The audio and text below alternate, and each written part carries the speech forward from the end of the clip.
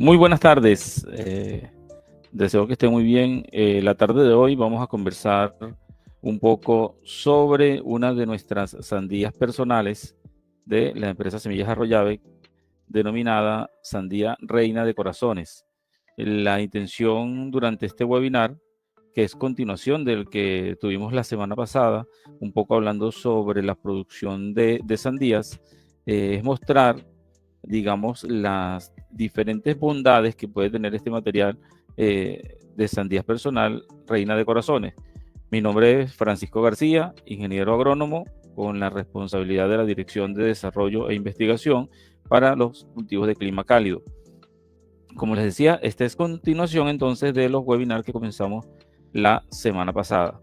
En la siguiente lámina podemos ver cuando nosotros tomamos la decisión de comenzar un cultivo de sandía, en este caso sea sandía familiar, sandía personal, siempre tenemos, digamos, varias alternativas, diferentes alternativas para realizar esa producción.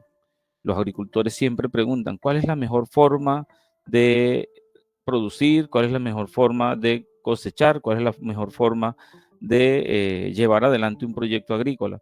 Pues la verdad es que la mejor forma es la que más convenga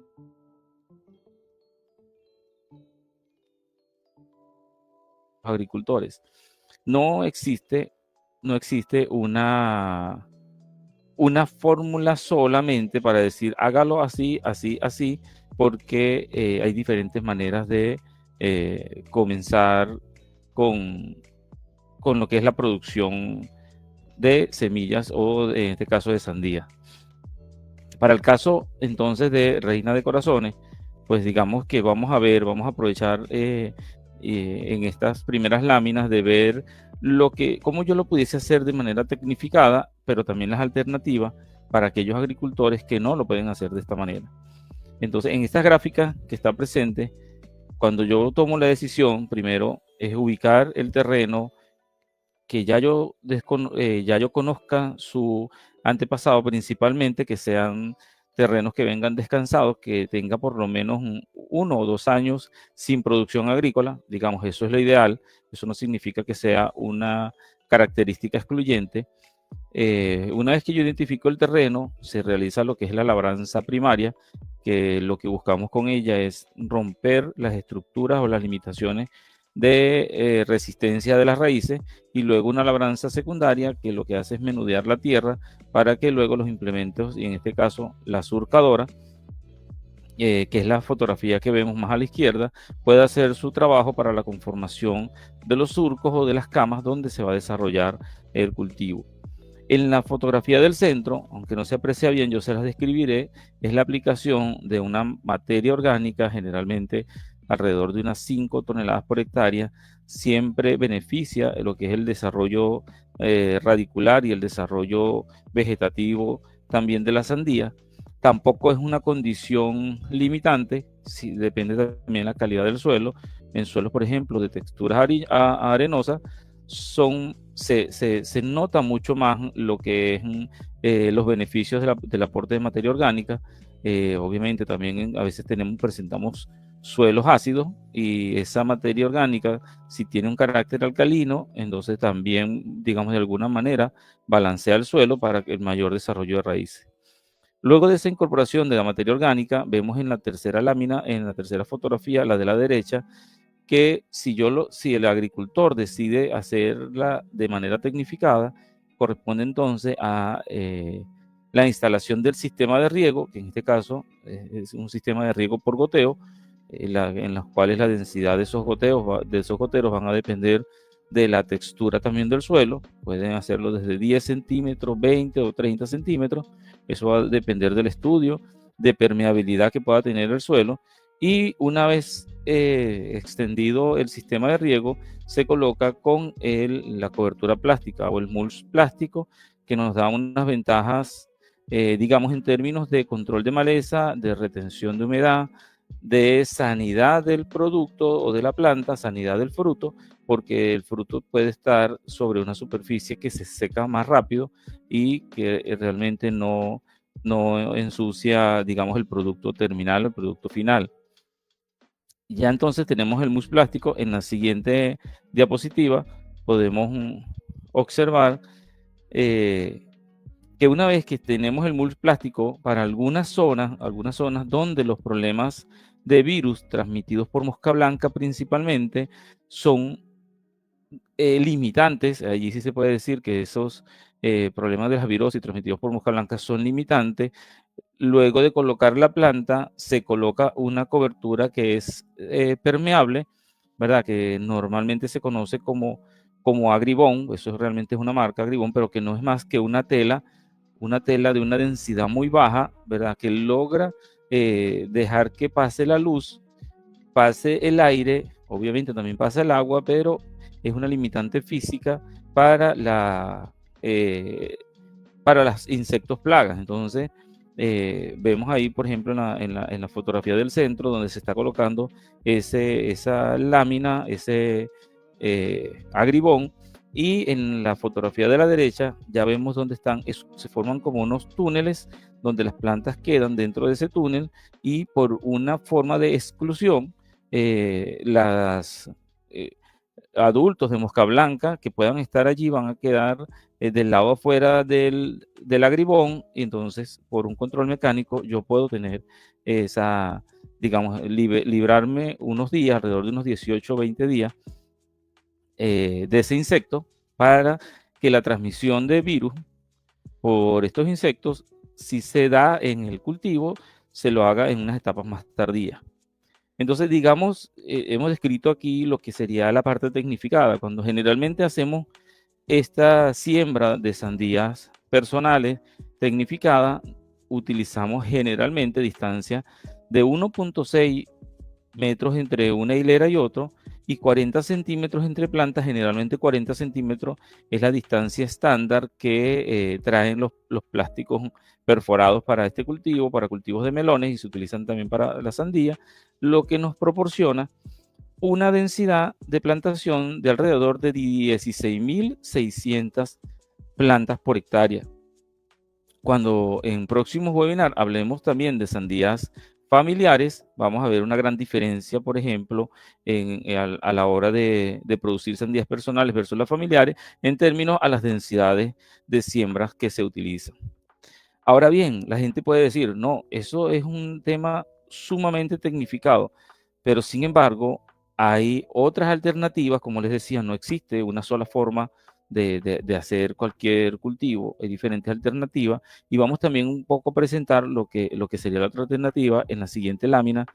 Pues hay algunas zonas de producción que realmente no son nada tecnificados, sino que por el contrario son zonas principalmente de sabanas. Por ejemplo, en las zonas de la costa cordobés, que son sabanas, y en esas sabanas están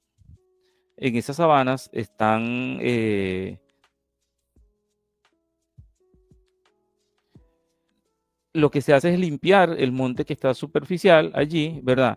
Y una vez que se limpia el monte, ven en la fotografía del centro que existe un marcado del trazado donde se va a sembrar. Generalmente ellos marcan con una colocación de materia orgánica y de cal. La cal, muchas veces el agricultor no sabe cuál es la función, pero realmente ellos allí lo que logran ver con la cal es que identifican el sitio donde se colocó la materia orgánica. Y paso posterior, viene el trabajador de manera manual haciendo una remoción de ese punto donde se colocó la materia orgánica y la cal, ¿verdad? Y eso digamos, tiene la función de lo que sería la labranza, cuando hacemos realmente una mecanización completa. Entonces, solamente se hace, digamos, una labranza o un movido del suelo allí en el punto de siembra. Esa labranza, dependiendo a qué profundidad la pueda estar haciendo el agricultor, normalmente, pues digamos que hace la función de labranza primaria y labranza secundaria. ¿Por qué? Porque la primaria rompe a capas profunda, y esa secundaria menudea la tierra de manera que se incorpore la materia orgánica y la cal que se colocó a nivel del suelo.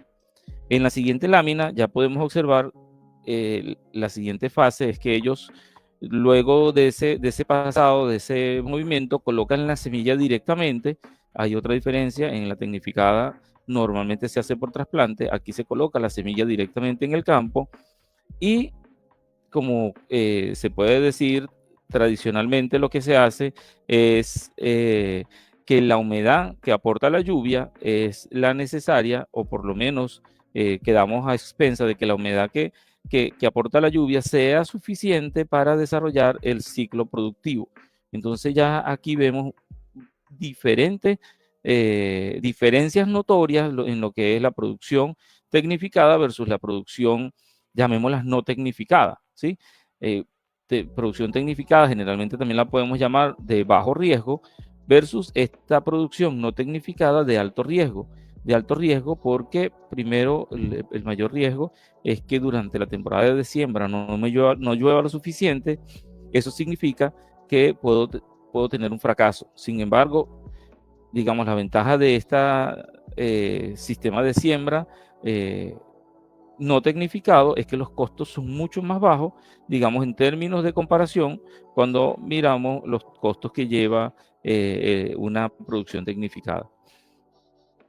Otra diferencia: generalmente las distancias que se manejan acá se utilizan distancias en trilera de 1,40, 1,20, generalmente más de allí no se acercan las hileras, y unos 60 centímetros entre un punto de siembra y otro punto de siembra, lo cual nos da 11.900 plantas por hectárea.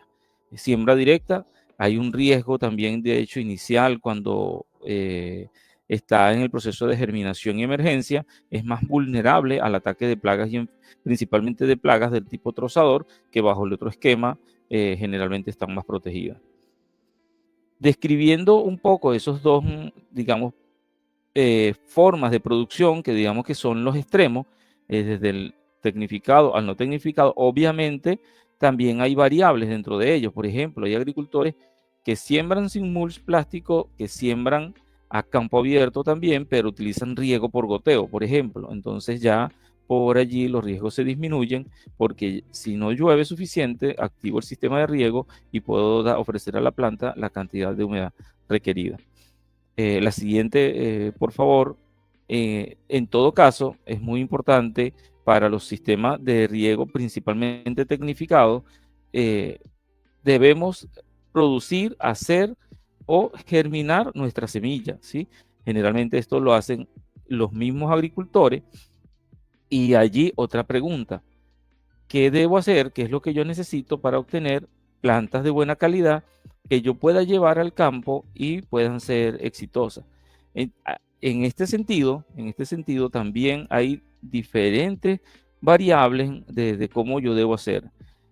Vamos a explicar cómo se hacen y al final un poco qué es lo que buscamos. Y eso qué es lo que buscamos realmente es lo más importante allí en este proceso. Entonces, vemos en la fotografía de la izquierda, pues lo primero es la decisión de qué voy a sembrar. En este caso, vamos a sembrar sandía reina de corazones. Entonces, lo hago bajo estructuras protegidas, o protegidas entre comillas, o lo hago a campo abierto. En estructuras protegidas la estamos viendo en la fotografía del centro, versus semilleros que están a cielo abierto completamente, bajo una condición de mayor riesgo. ¿Cuál de los dos? Me preguntarán muchos agricultores, ¿cuál de los dos es lo mejor? Entonces, cada uno tiene sus ventajas y sus desventajas. Por ejemplo, yo puedo tener una estructura protegida, como se ve en el centro. En la siguiente lámina podemos ver algo que puede estar pasando también, que yo tengo la estructura protegida, pero ¿qué ocurre? Si miran allí en esa fotografía, esa estructura tiene un problema de limitación de la luz, ¿verdad? Principalmente porque el plástico o la malla se ensucian. Entonces no deja pasar suficientemente la luz, y yo puedo decir, no, pero yo lo estoy haciendo en una estructura protegida, pero en realidad no le estás dando las condiciones de luz adecuadas para que la planta crezca de manera idónea. O sea, una planta que sea una planta compacta, con buen desarrollo de raíces, y no es así, no se está desarrollando.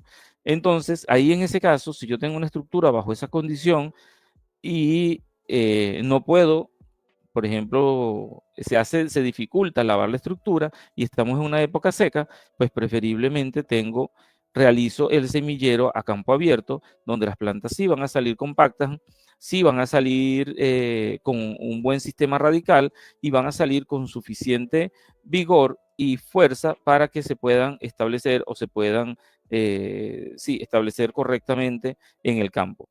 Entonces, vamos otra vez a lo mismo. No necesariamente tiene que ser una estructura protegida, pues si yo lo hago a campo abierto, como se ve allí, tengo unos riesgos altos en los cuales debo balancearlos, sí, ponerlos allí en la balanza, pero puedo tener plántulas de mejor calidad, por ejemplo, si yo lo voy a hacer en una época seca, donde sé que el riesgo de lluvia es muy limitado. En la siguiente, lo importante es, como vamos a ver aquí, es que cuando yo hago ese proceso de producción de plántulas, yo debo tener plántulas compactas. ¿Qué significa compactas? Plántulas que su tallo no sea tan largo. Por ejemplo, si vemos la de la fotografía de la izquierda, si observamos tal vez una plántula que inicialmente tuvo poca luz, por eso sus cotiledones, sus hojas cotiledonales, que son las dos primeras hojas que se ven que son de forma oval, están relativamente altas, ¿sí? Pero tiene un buen sistema de raíces, versus la foto de la derecha, donde vemos que esas hojas cotiledonales están a menor altura, significa que allí la disponibilidad de luz fue mayor. Pero sin embargo, en ambas plantas, digamos en estas condiciones, vemos que tienen buen sistema radicular. Tienen buen sistema radicular. ¿Cuál es la decisión que puede tomar un agricultor allí? En el caso de que mis plantas o que las plantas no sean tan compactas inicial por alguna limitación de luz, generalmente los agricultores lo que hacen es que trasplantan más temprano, trasplantan entonces por allí cuando apenas se ha abierto la primera hoja verdadera y no se ha formado esa segunda hoja verdadera. Entonces, esa es lo primero que hace el agricultor. En el caso de que las plantas vengan compactas, eso le da al agricultor, digamos, un espacio más de tiempo para él poder tener sus plantas en el vivero y ya puede hacer trasplantes, por ejemplo, de 12, 13 días, no más de allí. Allí donde ya se haya formado la segunda hoja verdadera es el principal indicador, ¿verdad? Entonces, esas son, digamos, la forma de cómo yo hago esas plantas puede ser variable, pero como decía, ¿qué es lo que yo busco? Realmente es esto lo que busca el agricultor. Por eso el agricultor tiene que conocer cuáles son esos factores que me inducen o no a un desarrollo correcto de las plantas. En ese caso, digamos, manejar los recursos que el agricultor tiene para al final consiga este resultado. Entonces, en la siguiente lámina, ahora que hablamos un poco de la instalación de lo primero, pues, ¿cuál es la decisión que vamos a tomar hoy en este webinar? Es que vamos a sembrar sandía reina de corazones. ¿Por qué vamos a sembrar sandía reina de corazones?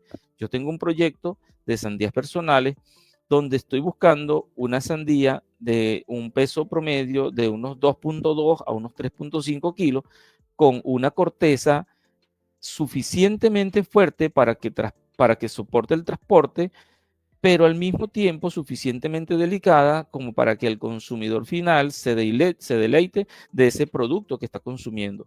Entonces, esas características las tenemos en la sandía reina de corazones.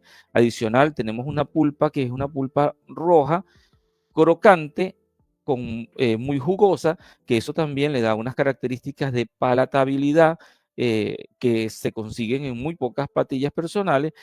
Y adicional, tiene grados Brix altos, o sea, un dulzor sumamente agradable que hace que sea apetecida por los consumidores. Entonces, sandía reina de corazones, podemos ver, tiene características organolépticas que son de agrado para el agricultor, tiene características, digamos, mecánicas de resistencia en su cáscara que son de agrado para el transportista y aún mejor, tiene características agronómicas ideales que son de agrado para el agricultor. ¿Cuáles son esas?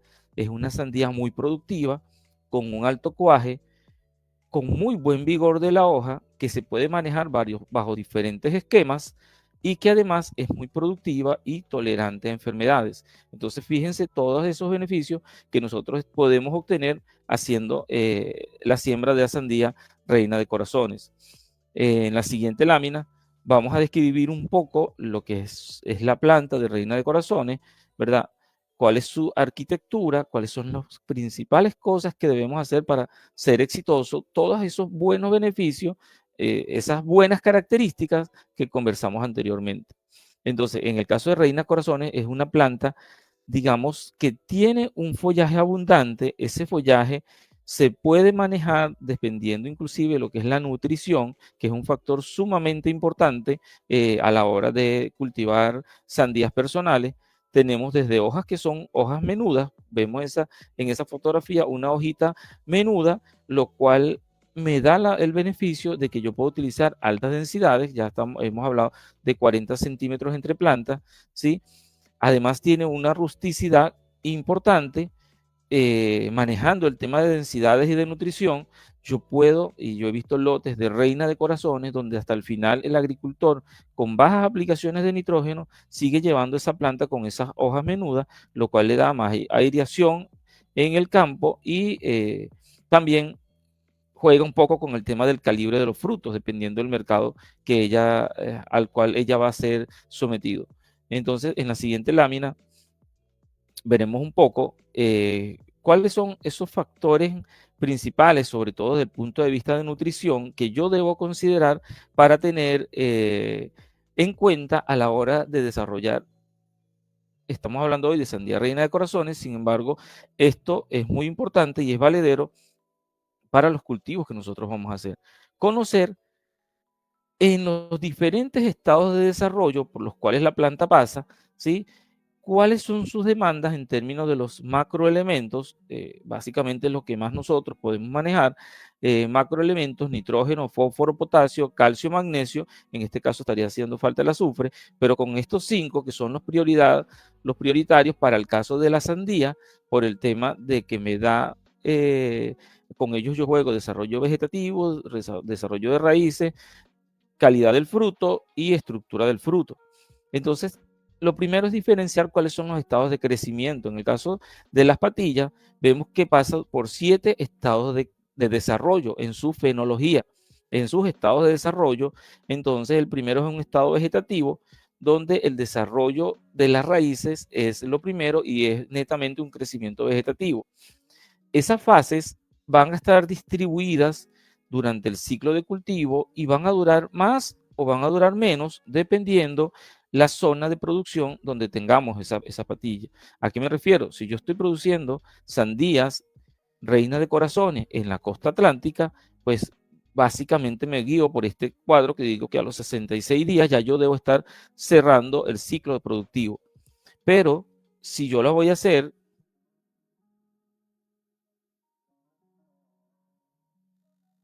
sino posiblemente por allí unos 75, 80 días, ¿sí? Entonces, eso es una de las consideraciones. En función de todas y cada uno, en función de todas y cada una de esas eh, zonas donde se produce, tenemos que identificar cuáles son las fases.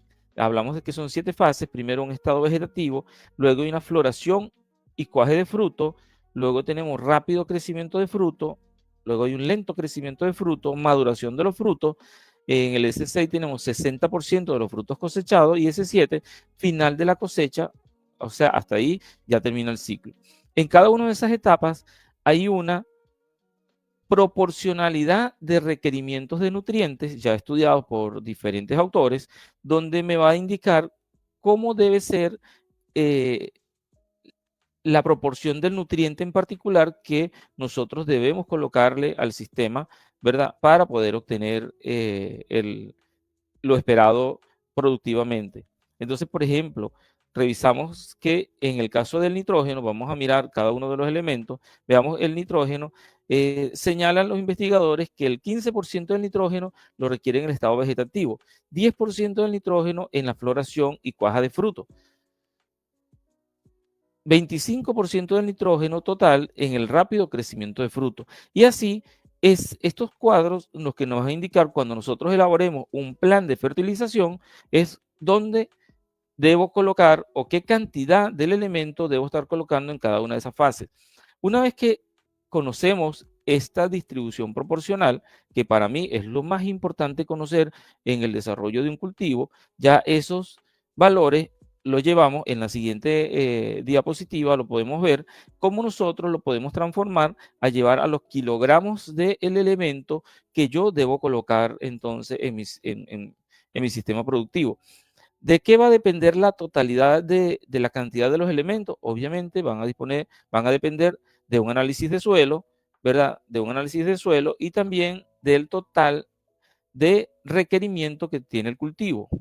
Digamos, sin entrar en detalle en ese tema, entonces simplemente pongo este ejemplo que en los cálculos en función del análisis de suelo, yo voy a colocar 80 unidades de nitrógeno, 70 de fósforo, 180 de potasio, 60 de calcio y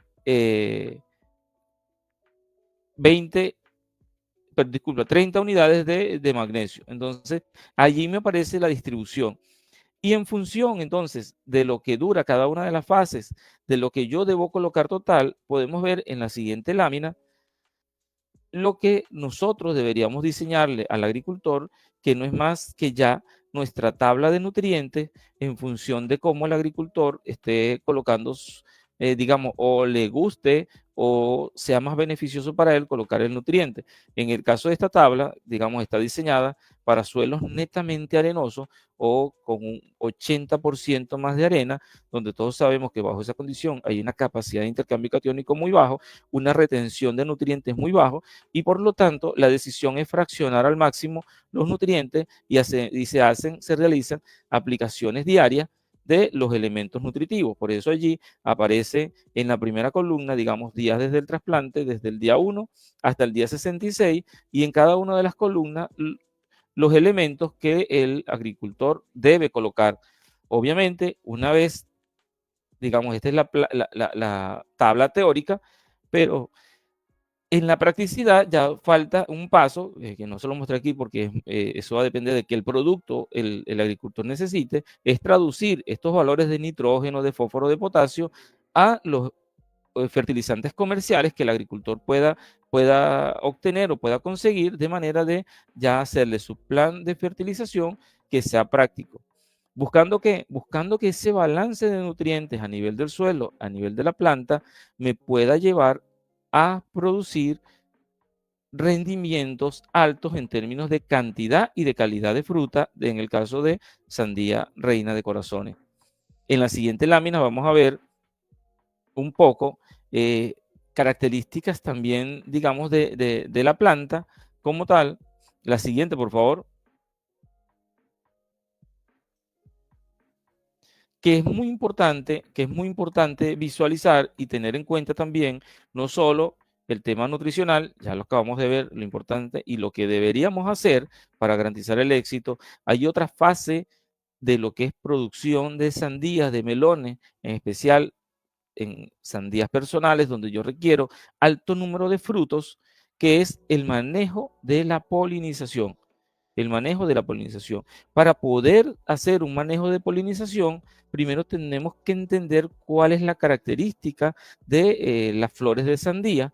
En este caso, que la sandía producen flores femeninas o flores hembras y flores masculinas o flores machos. En la fotografía de la derecha observamos lo que es una flor femenina, ¿verdad? Donde se observa claramente su ovario ínfero, y en la fotografía del centro observamos lo que es la flor masculina. Lo que solamente ella aporta son los granos de polen que van a fecundar en la flor femenina para que se pueda desarrollar el fruto. Muchas veces los agricultores ven esa flor femenina y la flor femenina se cae por diversas razones, que vamos a hablar algunas de ellas ahora, y dicen, no, ingeniero, es que se están cayendo los frutos. Y hay que aclararle, no, eso todavía no es un fruto, esa es una flor que abrió y que generalmente duran un solo día abierta, esa flor femenina.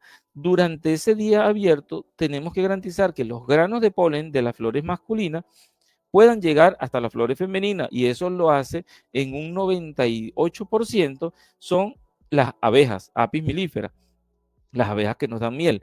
Por eso allí toca un tema muy importante de lo que es el cuidado de las abejas durante ese proceso de polinización. Entonces, siendo así, ya podemos ver un segundo factor. No es solo aplicar una buena nutrición, porque yo diría que desde el punto de vista de manejo es lo más fácil. Yo hago unos cálculos, hago una tabla y se lo aplico. Lo segundo, y aún tan importante como lo primero, es manejar el proceso de polinización. Garantizar entonces, como esa polinización es un 98% por la abeja Apis mellifera, garantizar entonces que tenemos disponibilidad suficiente de abejas en el lote. Si no es así, debemos nosotros contratar, alquilar o comprar cajones de abejas, ¿verdad? De esas de crecimiento, digamos, en cautiverio, para garantizar ese proceso de polinización. No es solo tener las abejas allí, sino tener, por ejemplo, un programa de aplicación de fitoquímicos o de insecticidas, principalmente insecticidas y fungicidas, que no me afecten el trabajo, la dinámica de las abejas en el campo, para poder garantizar entonces un buen cuaje y una buena cantidad de números de frutos por planta. Podemos ver en la siguiente lámina que en muchas zonas de producción cada vez es más común que tengamos que tener abejas. Esta fotografía que estoy mostrando allí, si logran ver, allí realmente se ven 1, 2, 3, 4, 5 fotografías, perdón, 5 flores. No sé si logran ver el detalle, pero la última flor, la que queda más a la derecha, es la flor femenina. Y las 4 que la anteceden son flores masculinas. Y normalmente ese es el patrón de producción de flores. En el caso de patilla, son 4 a 5 flores masculinas por una flor femenina. Esa cantidad alta de flores masculinas lo que quiere garantizar es que tengamos suficientes granos de polen para poder fecundar a la flor femenina. Entonces, que generalmente está, vuelvo y repito, en relaciones de 4-1 o 5-1. Entonces, para poder garantizar esa polinización, muchas veces, como vemos en la siguiente lámina, tenemos que disponer de abejas colocadas en los lotes o muy cerca a los lotes para que pueda hacer ese trabajo tan importante de polinización, que al final es el que va a garantizar la cantidad de frutos alta por hectárea.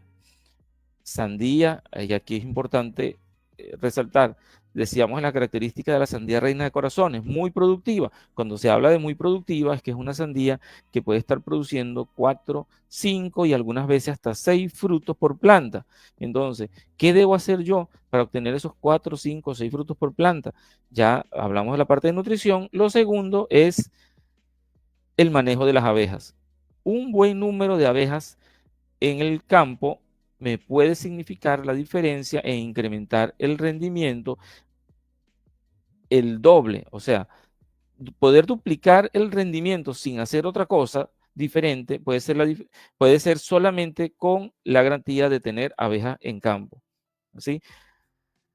Les decía, o no les decía, pero un poco un dato interesante: la flor abre un solo día. Durante ese día abierto, la flor debería posar al menos, perdón, la abeja debería posar al menos 6 veces sobre esa flor con granos de polen en sus patas para poder realizar una buena polinización y un buen desarrollo de fruto.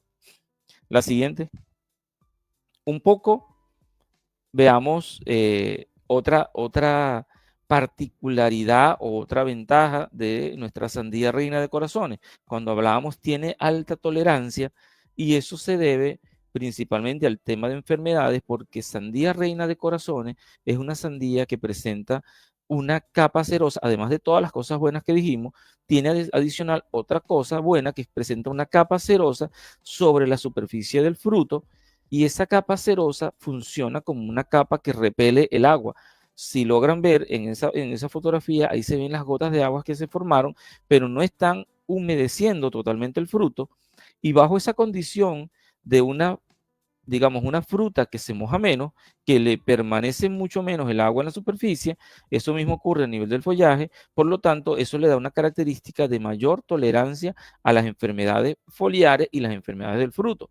Y lo vemos nosotros con mucha frecuencia, que en lotes de sandía reina de corazones, los controles desde el punto de vista fitosanitarios dirigidos a los hongos son generalmente siempre son menores si yo la comparo con cualquier otra sandía.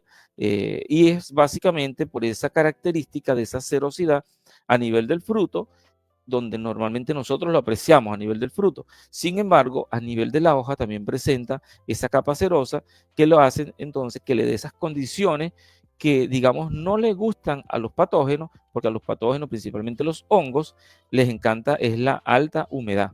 Entonces, por allí tenemos otra ventaja más de nuestra sandía reina de corazones. Eh, Allí, por ejemplo, podemos ver en el tema de las tolerancias a las diferentes enfermedades y, por ejemplo, a los que son los mildios, a las bacteriosis, al fusarium, a la pudrición de fruto, generalmente tienen una muy buena tolerancia por esas características que ellas presentan.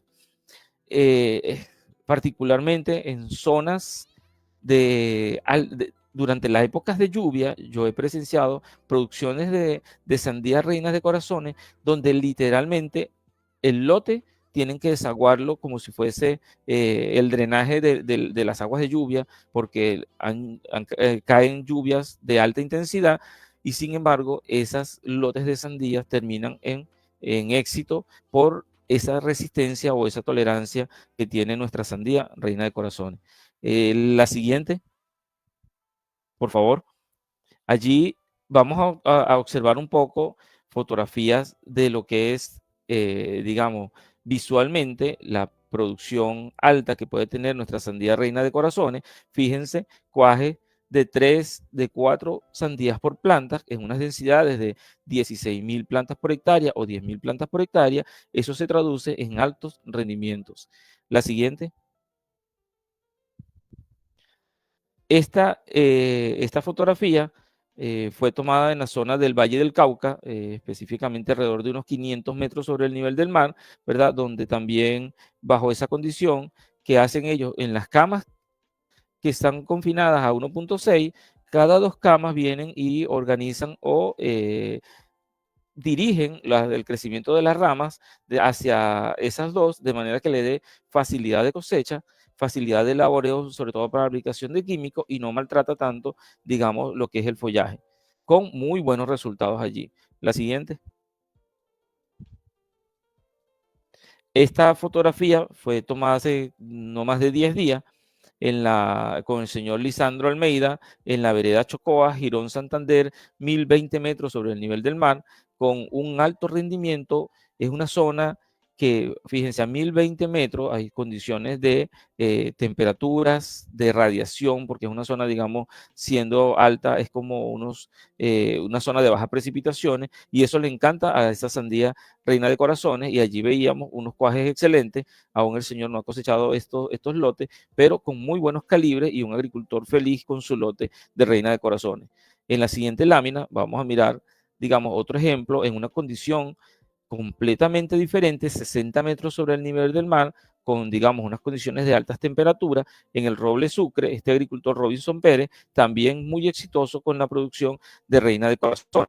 Tanto así que en ese pueblo, digamos, del roble, el señor Robinson logró posicionar este tipo de sandía, que no es lo común en la zona de la costa, logró posicionarla para venta a los pobladores del roble una vez que él comenzó haciendo los primeros lotes y se las daba de demostración a los consumidores, y una vez que la probaban, los, los, los señores de la zona solamente querían comprarle, era la reina de corazones por esas características organoeléctricas que ellas presentan. En la siguiente vamos a ver otro ejemplo, otro agricultor, Jorge Serrano, en Girón Santander, también con altísimo rendimiento. Digamos, esta fue una evaluación realizada por nuestro desarrollador de allí de la zona, altísimo rendimiento, otras condiciones completamente diferentes, suelos generalmente ácidos en estos casos. Sin embargo, esa rusticidad que da Reina de Corazones también fue un éxito en la producción allí. En la siguiente vemos también otro ejemplo. Esto fue es un video, no sé si nos permite correr el video allí para poder ver la cantidad de frutos que tuvo el señor Eli Correa en Cúcuta, norte de Santander, a 325 metros sobre el nivel del mar, también con altísima producción, creo que no llegaba a 4.000 plantas y su rendimiento allí fue alrededor de unas 20 toneladas por hectárea, con fruta de altísima calidad. En la siguiente vemos también, y un poco que fue lo que yo les decía al inicio, no hay una sola manera de producir, no hay una sola forma de producir, y en este caso Reina de Corazones, esta es una experiencia, pues si a mí me preguntan, yo le diría, no sé, hagámoslo a ver, pero esto fue una experiencia de una asociación con la gente de los amigos de Fertilia Agro en Momil, Córdoba, donde ellos inicialmente hicieron siembra fue de papaya, pero sobre esos surcos de papaya, pues sembraron Reina de Corazones, y ustedes ahorita mismo, eso está en cosecha, con un éxito, digamos, notorio allí, porque las papayas están creciendo bien, como realmente no compiten, digamos, por términos de luz, la sombra que le puede hacer la papaya es mínima, pues también tienen muy buenos rendimientos bajo esa condición. Que se repita o no, pues ahí estamos hablando de una zona nueva, unas condiciones, digamos, beneficiosas para hacer ese tipo de asociación, pero lo que yo le quiero demostrar aquí es que hay diferentes formas de hacer este tipo de producción. La siguiente, por favor.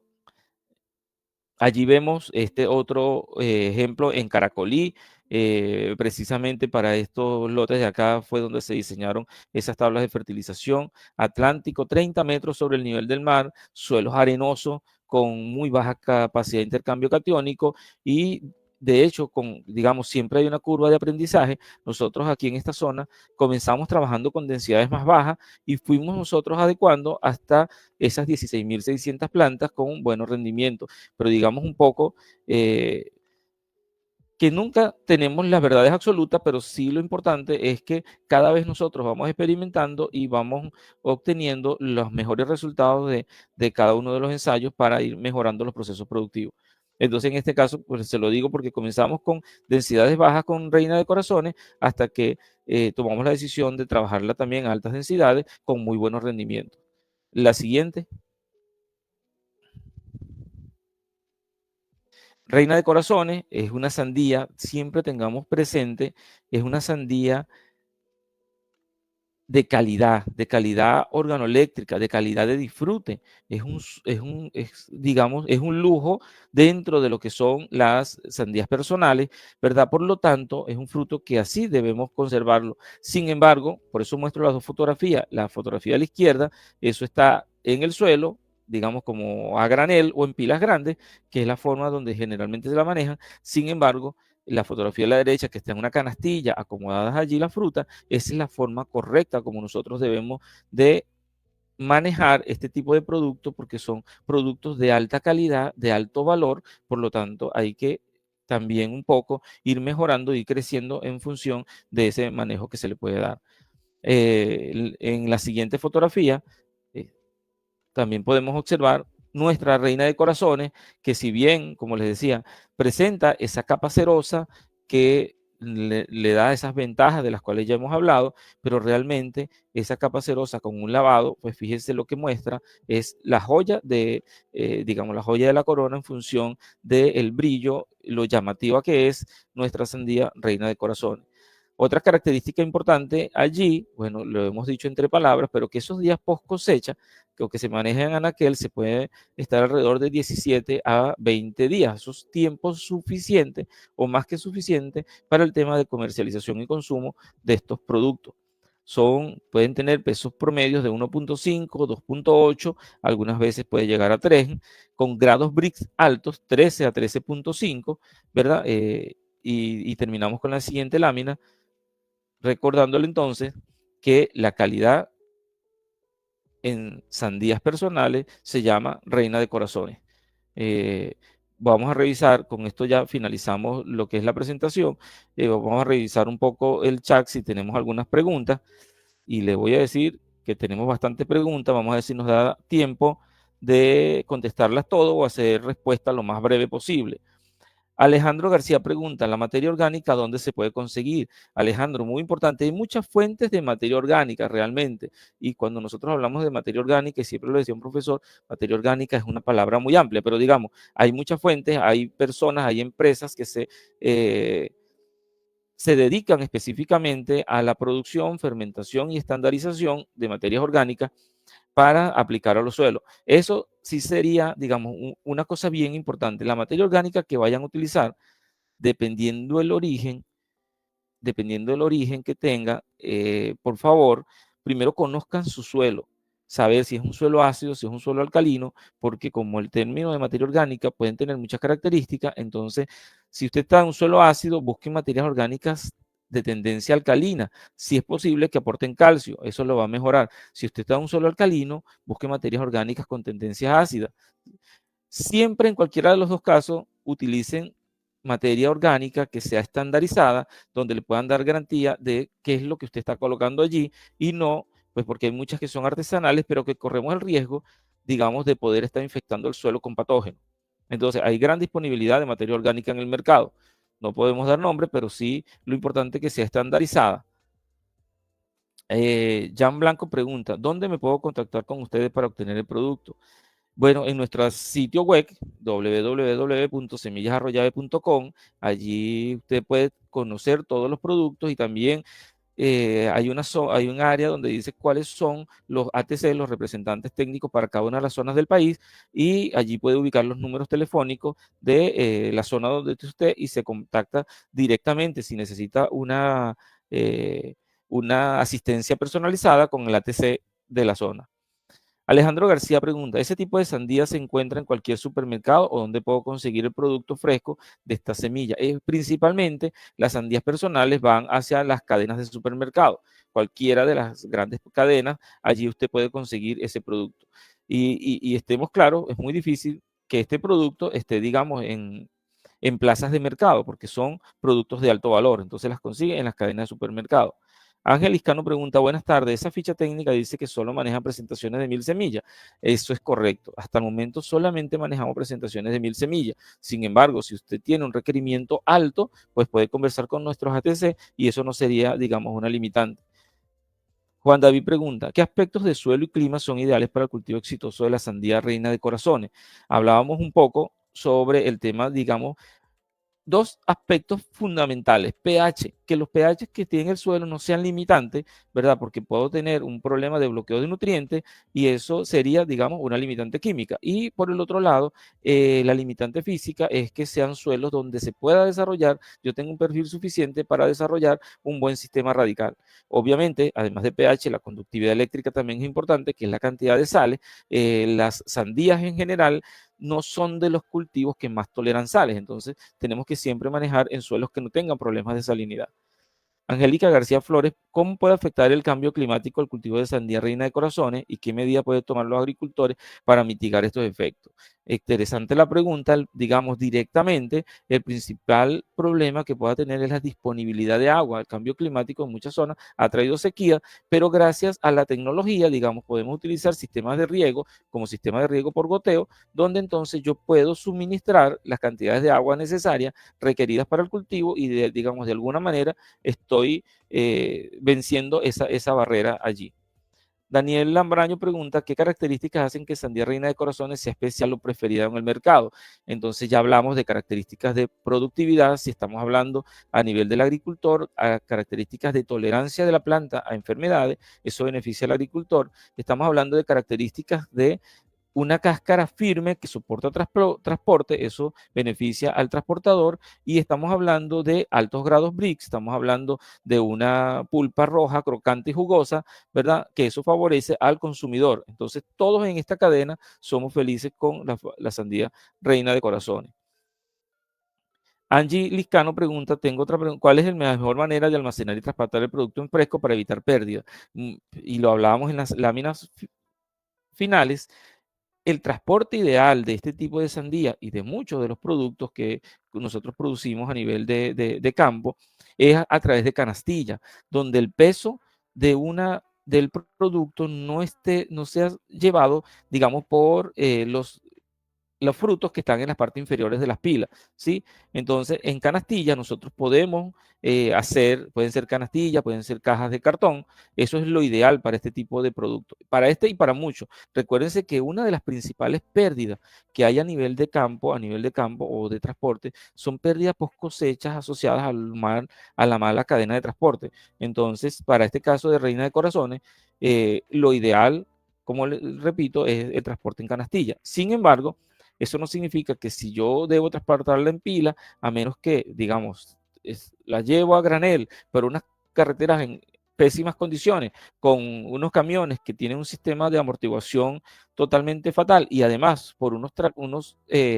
trayectos muy largos en tiempo, entonces obviamente puedo tener problemas, pero es que estoy sometiéndola a condiciones adversas que no debe ser sometida. Entonces la respuesta es en canastilla. Alejandro García pregunta, ¿dónde se puede comprar esos cajones de abeja?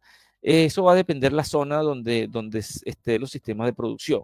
Allí toca averiguar, indagar, porque digamos, las ofertas van a estar dependiendo de la zona. Pero siempre, a Dios gracias, en cada una de las zonas usted consigue algún apicultor con el cual puede conseguir. Primero, yo lo que les recomiendo, vayan preguntándole a otros agricultores que estén sembrando sandía y seguramente ellos pueden darle el contacto. No existe, por lo menos yo desconozco, una empresa a nivel nacional que pueda estar trabajando con digamos, el tema de las abejas. Alison Prado pregunta, ¿se puede mejorar la resistencia a la sandía reina de corazones a plagas y enfermedades? Pues digamos que mejorar, cuando hablamos de mejora, generalmente eso está asociado a un mejoramiento genético, pero digamos que se pueden mejorar las condiciones en las cuales yo estoy produciendo la sandía reina de corazones para que las plagas y enfermedades no se puedan o se limiten su establecimiento dentro del cultivo. ¿A qué me refiero? Por ejemplo, la utilización de mulch plástico, eso va a mejorar un poco el tema de la incidencia de plagas o enfermedades. Un control adecuado de maleza, eso me va a mejorar la incidencia principalmente de enfermedades. Acumulación de humedad a nivel del campo, eso haciendo drenajes funcionales me va a mejorar el efecto de enfermedades del suelo a nivel del campo también.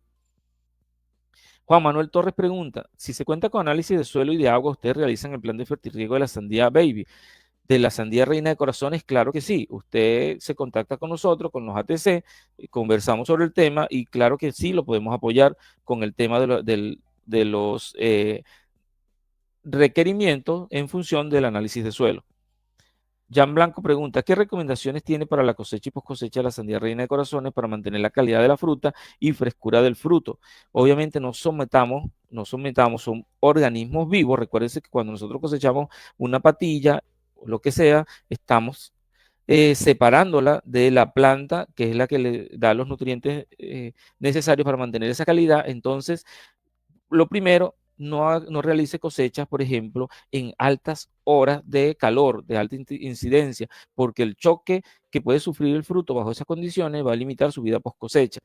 Entonces cosechemos lo más temprano en la mañana o lo más tarde, o mejor dicho, en horas de la tarde. Lo ideal en horas de la mañana. Mantengan lo posible, a pesar de que no es un producto que requiera frío, pero manténgala, si están bajo cosecha, bajo alguna superficie que le dé sombra, para que la insolación no pueda causarle daño. Evite los golpes, evite las magulladuras, ¿sí? Eso lo puede hacer mejorando todo lo que es la cadena de transporte y obviamente si una sandía reina de corazones o cualquier otra sandía que usted la pueda tener, digamos, a 30 grados centígrados, si usted logra tener ese lugar de almacenamiento 25, bajando la temperatura a 25, 20 grados, usted va a alargar la vida post cosecha de ese producto. Juan Manuel Torres pregunta, ¿puedo reemplazar los orgánicos por fertilizantes líquidos con alto contenido de carbono orgánico? Ahí hay un tema interesante, es que cuando nosotros hacemos aplicaciones de abonos orgánicos, no solamente el aporte químico que él realiza, sino el aporte biológico. Entonces, con estos fertilizantes orgánicos líquidos que contienen carbono orgánico, pues yo puedo estar, digamos, de alguna manera supliendo las propiedades químicas, pero no así las propiedades biológicas que muchas veces son benéficas con los fertilizantes orgánicos sólidos. Y otro tema es también ese efecto tampón o de amortiguador del pH que puedan tener esos efectos orgánicos. Señores, señoras, muchísimas gracias por la atención. Ya con esto damos concluidas las preguntas, damos concluido este webinar.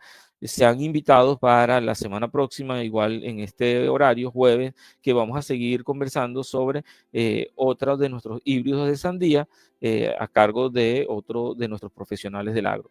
Muchísimas gracias por la atención prestada.